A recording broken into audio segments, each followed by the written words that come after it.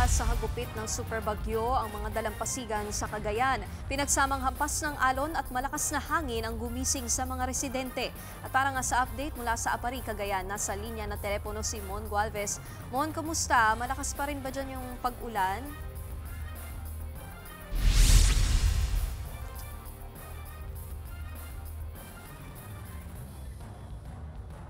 Mon? Mukhang babalikan na lamang natin ang ulat ni Mon Gualvez.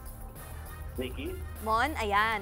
Mon, kamusta dyan? Malakas pa rin ba ang ulan at alon sa Cagayan? Nikki, nakararanas pa rin ng pag-ulan at paghampas ng hangin sa malaking bahagi ng Cagayan. Pero mas mahina na ito, awa ng Diyos, kumpara kahapon na mas matindi ang naramdamang hagupit ng Super Typhoon Nando sa malaking bahagi ng probinsya.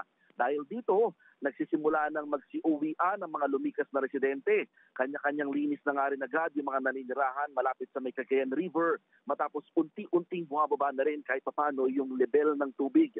Halos napuno rin kasi ng mga debris ang bahagi ng pier sa may Apari matapos humupa ang baha. Nagkalat pa rito yung mga sanga ng puno, nilipad na yero at bahagi ng bahay, maging kulungan nga ng hayop. Habang hinuhugasan naman ng iba yung mga naiwang kalat sa loob ng bahay matapos pasukin din ng tubig.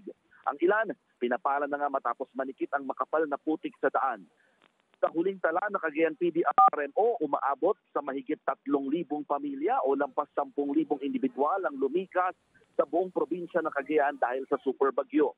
Sa ngayon, Nikki, marami pa rin bayan dito sa Cagayan ang nananatiling walang kuryente matapos mapinsala ang maraming mga poste. Dulot ng Super Typhoon Nando ay dagdag pa yung nahihirapang signal sa ibang mga bayan dahil na rin sa epekto ng naturang Super Typhoon.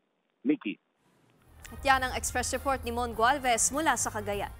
Mga kapatid, Nikki de Guzman po. Para sa pasada ng mga rumaratsyadang balita, mag-follow at mag-subscribe na sa social media pages ng News 5.